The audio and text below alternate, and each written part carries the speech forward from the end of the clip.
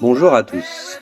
Nous partons maintenant vous présenter ce pays situé en Asie du Sud-Est, l'Indonésie, qui est le plus grand archipel du monde, comptabilisant plus de 17 500 îles. L'Indonésie est le quatrième pays le plus peuplé du monde avec une population de 250 millions de personnes et le premier pays à majorité musulmane pour le nombre de croyants. La population de ce pays parle indonésien et a pour capitale la ville de Jakarta, située sur l'île de Java. L'Indonésie est située à la convergence de la plaque pacifique, de la plaque eurasiatique et de la plaque australienne. Il en résulte une très forte activité volcanique et des tremblements de terre fréquents. Le pays compte au moins 150 volcans actifs. Bali est situé entre Java et Lombok.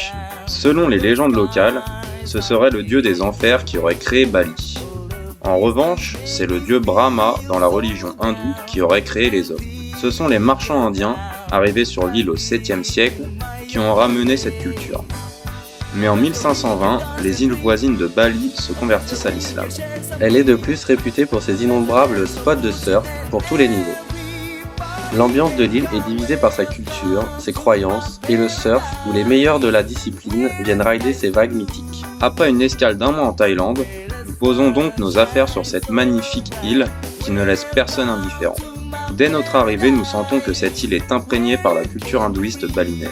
Dès le premier repas, nous goûtons à la spécialité balinaise, le babi saté, brochette de porc, ou ayam saté, brochette de poulet et sa sauce peanuts. Ensuite, pour cette première journée, direction Padang Padang, petite crique jolie et sauvage où nageurs et surfeurs s'en donnent à cœur joie.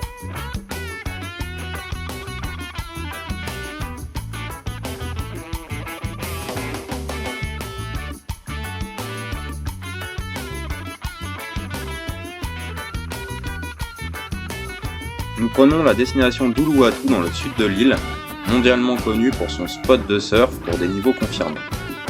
L'accès se fait en descendant dans une crique de pirates où nous pouvons regarder le spectacle impressionnant des surfeurs. Et bien sûr des surfeuses. Ce lieu est également marqué par son temple le plus sacré de l'île, perché en haut des falaises où la vue est splendide. Un spectacle de représentation des dieux et de danse traditionnelle, mêlé à l'état de transe, effectué par les gens du village face au coucher de soleil sur l'océan Indien.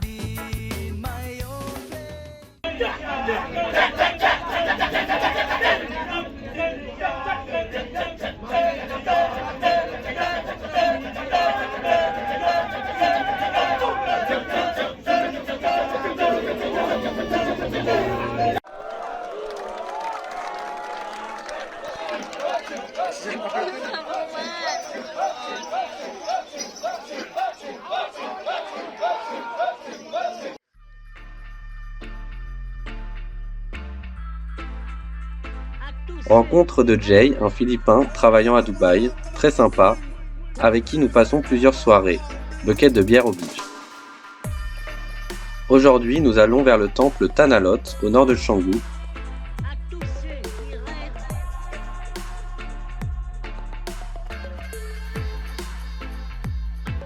Temple situé sur un rocher au-dessus de la mer à marée haute. Endroit magnifique, reposant et où le serpent est un mythe. Des locaux en profitent pour proposer des photos avec ce boa mesurant 4 mètres. Impressionnant.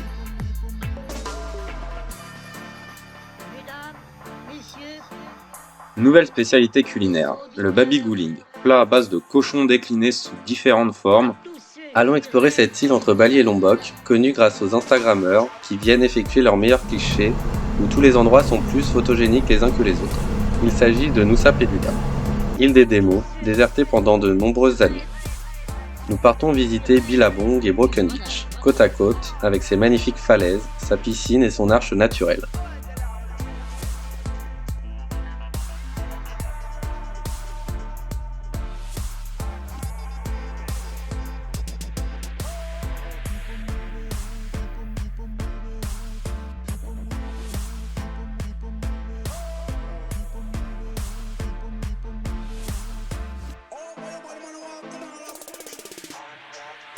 Rencontre d'un couple de Français, Anya et Pierre, avec qui nous nous lions d'amitié et allons passer les 3 jours sur Nusa Penida. Au programme, découverte de différents spots de l'île et snorkeling. Rencontre avec ces créatures géantes semblant voler dans l'eau, les Raimanta, qui viennent se faire nettoyer par d'autres poissons dans ces eaux. Un moment magique et unique. Nous allons également sur d'autres spots où l'on peut apercevoir une multitude de coraux et de poissons.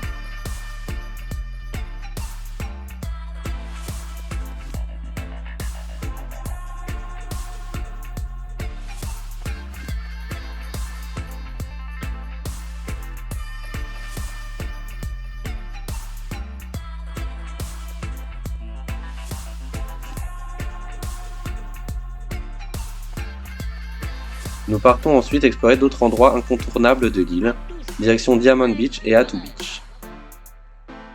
Le grand pourquoi de la vie tend à organiser le bonheur entre les hommes. Le repas de ce soir qui se fait transporter en scooter. Au menu, du canard. Maintenant, allons voir l'emblème de l'île, Kellyking Beach.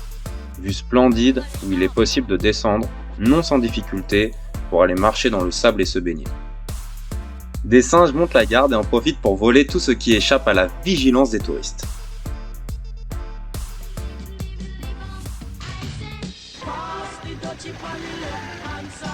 Ensuite, nous nous aventurons dans la forêt de Tembeli en scooter cross, où l'accès est sportif et seuls les pilotes les plus aguerris s'aventurent. Nos casques solaires nous protègent. Merci papa et maman de m'avoir acheté une motocross quand j'étais jeune. Putain, c'est quoi ça? C'est un tremplin ça? Quelle vague! On va peu. Voilà. Ah ouais d'accord. Bon, voilà. Truc! Oh, la petite. Ok, c'est parti! Voilà. Ouais.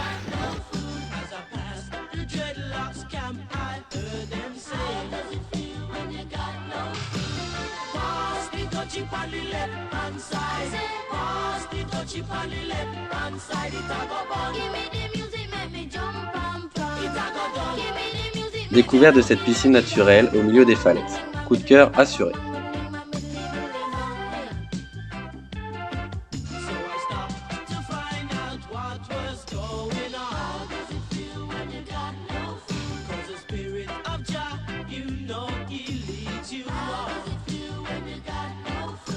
Coucher de soleil avec Bali en arrière-plan et le mont Agung. Voici où nous avons séjourné à Nusa Penida. Au revoir à l'île des démons qui s'avère être plus proche du paradis que de l'enfer. Nous arrivons ensuite à Ubud, où nous logeons dans une petite guest house adorable qui est tenue par une dame qui l'est tout autant et qui prépare des petits déj somptueux. Départ pour Jatilouvi et ses rizières en terrasse inscrite à l'UNESCO.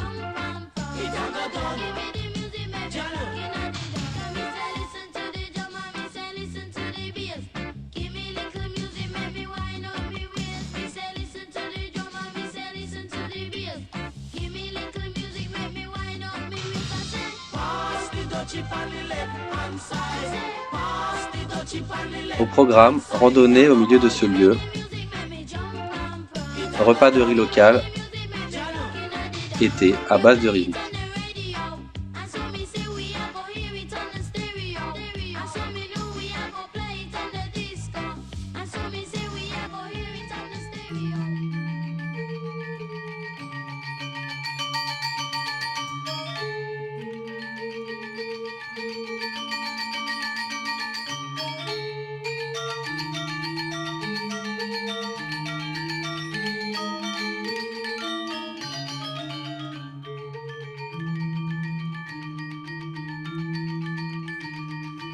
Visite du temple Tirtu Ampul avec son bain et ses sources sacrées.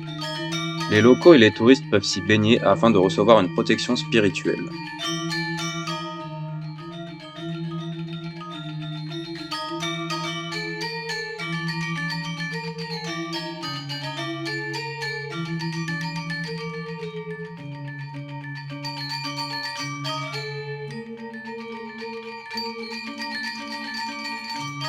Au retour, nous nous arrêtons dans un petit temple où un balinais nous invite à suivre toute la cérémonie traditionnelle. Nous louons un scooter pour un mois et nous vous présentons notre fidèle destrier, Scoopy. 110 cm3, prêt, Ou du moins, on l'espère. à affronter les routes indonésiennes. Nouveau temple des plus réputés de Bali, le temple Beratan, au milieu du lac avec ses 11 mérous. Il faut savoir qu'il y a pratiquement une fête religieuse par jour à Bali. Et ce jour-là, nous assistons à un défilé dans les rues d'Ubud.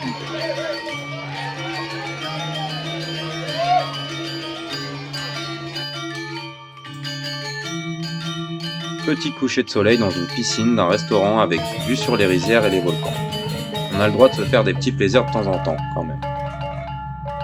Soirée spectacle de danse et musique traditionnelle dans un temple d'oubli.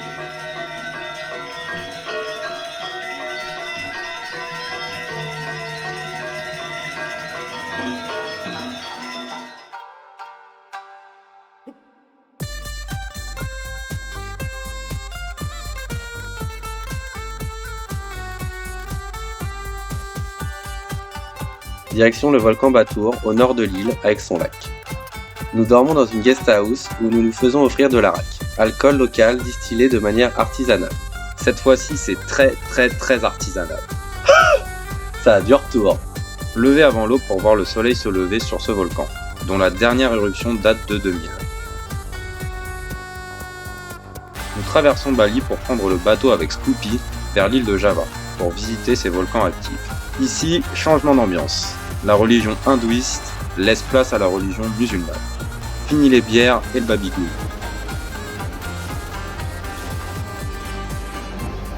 Petit repas dans une superbe adresse. Préparation du sac pour une nouvelle aventure. Objectif, sommet et cratère du Kawaii-G. Levé minuit 30, ça pique, mais l'excitation prend le dessus. Équipés de masques à gaz, nous commençons l'ascension et croisons les premiers mineurs avec qui nous échangeons quelques mots et prenons conscience du travail de forçat qu'ils effectuent. Plus de 100 kg à porter sur le dos 4 fois par jour, dans des fumées de soufre, sans protection, qui se tuent la santé pour gagner un petit peu plus que la moyenne locale. Leçon de vie garantie.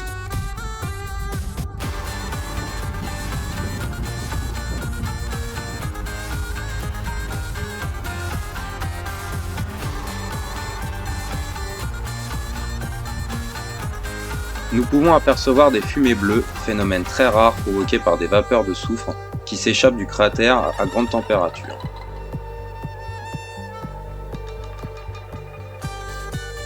Le cratère contient le lac le plus acide du monde, baignade fortement déconseillée.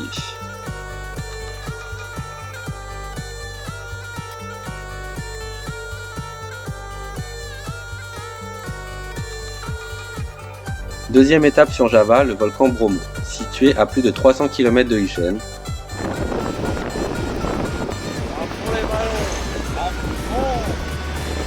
Résultat, 2 jours de route intense avec une crevaison dans des campagnes très peu touristiques.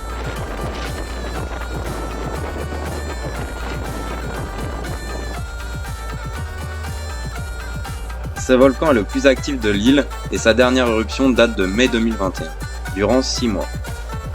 On le ressent par la fumée qui s'en dégage et son bruit impressionnant au niveau du cratère. Pas de bol pour cette journée, malgré un lever de soleil splendide sur le volcan, le temps se couvre avant l'ascension du cratère. Ne t'inquiète pas, boss, nous décidons de dormir une nuit de plus pour pouvoir admirer le cratère dans de meilleures conditions. Nous passons devant un mur de son au bord de la route, monté pour un mariage.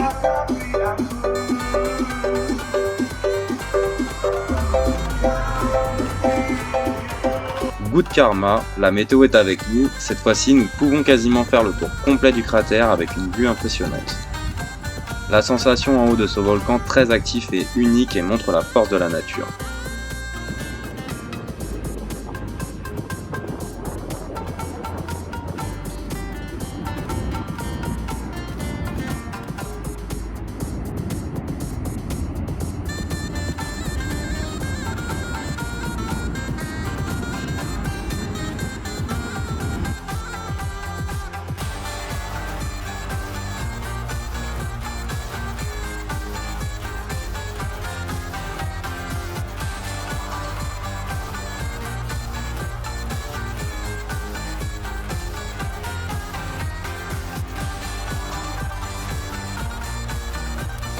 Épisode Java presque terminé. Il nous reste seulement à prier pour que tout se passe bien sur la route du retour, marquée par la pollution, la conduite sportive, les télétubbies qui traversent la route, les véhicules chargés. Un rassemblement de Vespa a lieu sur Bali et nous croisons plusieurs groupes de bikers.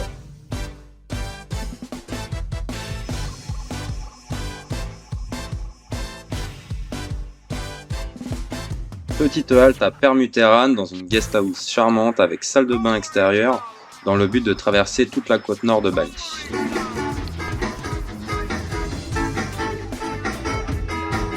Ensuite, stop à Lovina, un peu trop développé pour nous, où nous pouvons effectuer une sortie en mer pour admirer les dauphins, qui se font en réalité traquer par de nombreux bateaux de touristes. Journée autour de Mounduk, pour découvrir des cascades et déguster le café le plus cher du monde, le Luwak, à 950 € le kilo, où le grain est digéré par un animal avant d'être moulu. D'où l'expression « avoir une haleine de cul ». On vous laisse apprécier ce passage très technique où Quentin paraît très à l'aise.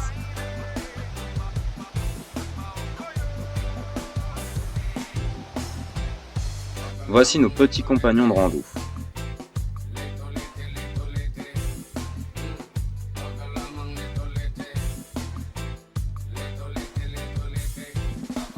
Nous passons la fin de journée dans un des rares temples bouddhistes, lieu de retraite et de méditation.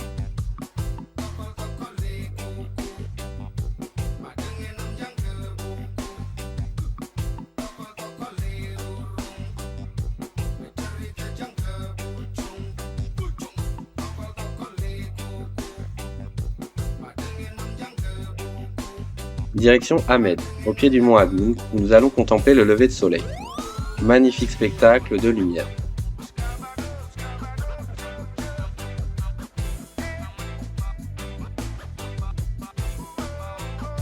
Nouvelle cérémonie dans un temple avec les locaux.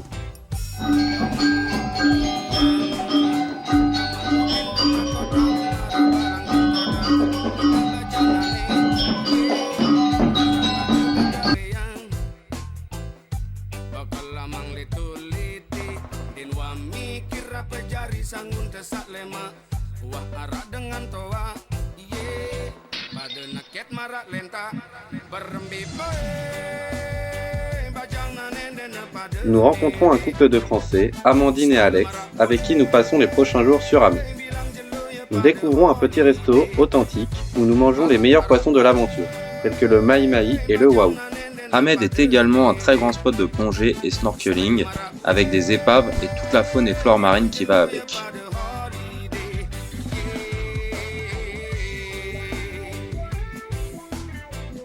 Nous continuons le périple sur l'île à l'est de Bali, Lombok.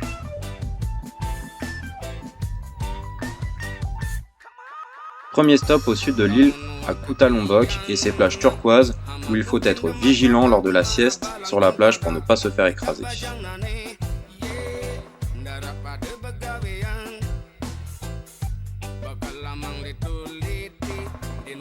L'ambiance surfeur est présente dans le sud de l'île avec plusieurs spots réputés. Petite session surf sur cette plage idéale pour les surfeurs chevronnés que nous sommes avec matelas et coco fraîche pour se reposer. Manque plus que les masseuses. Endroit parfait pour contempler le coucher de soleil en compagnie de la team Papa Surf School.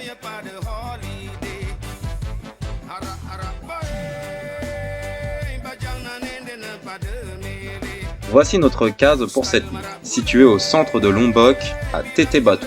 Très peu touristique pour découvrir la vie locale et leur culture de riz. Nous logeons chez Eddy, qui est également notre guide pour la journée, afin de découvrir son environnement. Nous partons pour une rando au milieu de la jungle, voir des cascades.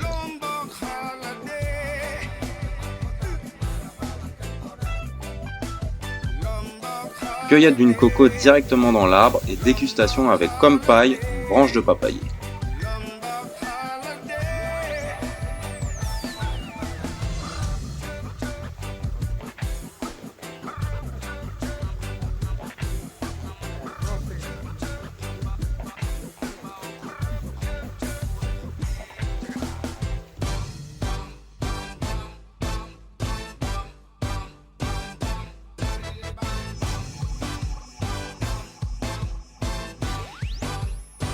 Nous partons à la recherche du singe noir, très rare, au milieu de la forêt dense, que nous verrons sauter de branche en branche.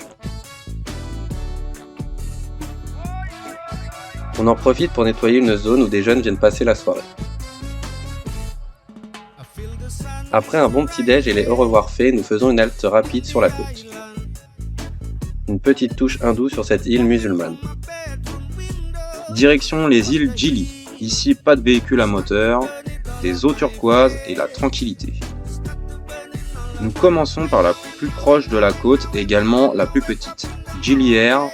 Nous nous déplaçons à pied pour sillonner l'île, bronzer chiller et festoyer face au coucher de soleil.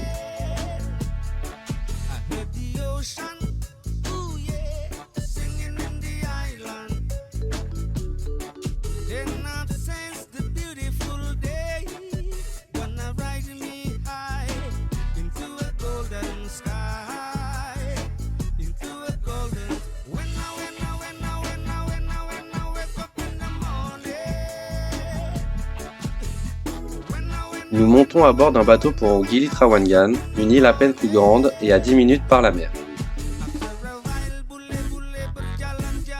Nous dormons dans une guest house authentique, gérée par des Rastas, avec piscine.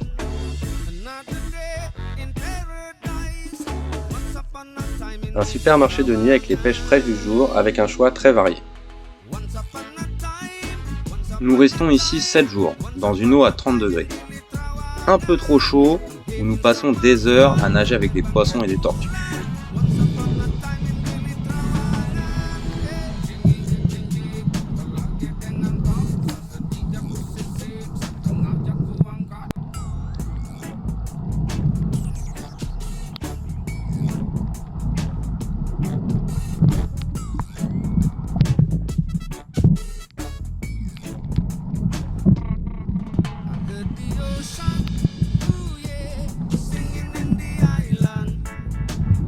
Les îles Gili sont parfaites pour terminer notre périple. Farniente et repos complet.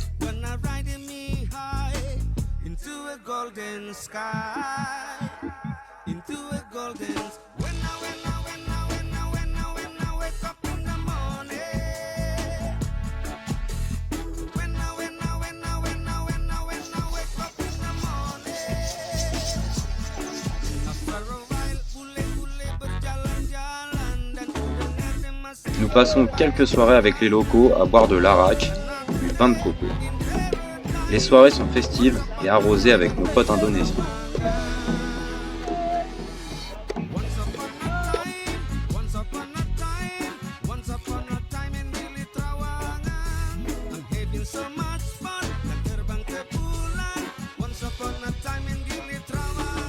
Dernier retour sur Bali. Dernier au revoir à Scoopy après avoir parcouru 2500 km. Dernier repas dans notre padang favori. Dernière bière sur la plage face au coucher de soleil en réalisant qu'après 5 mois d'aventure, l'expérience touche à sa fin mais a été incroyable, inoubliable, riche en émotions, découvertes, rencontres. Merci à tous.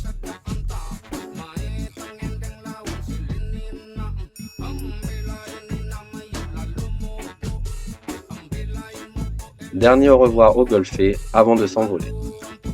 Adios.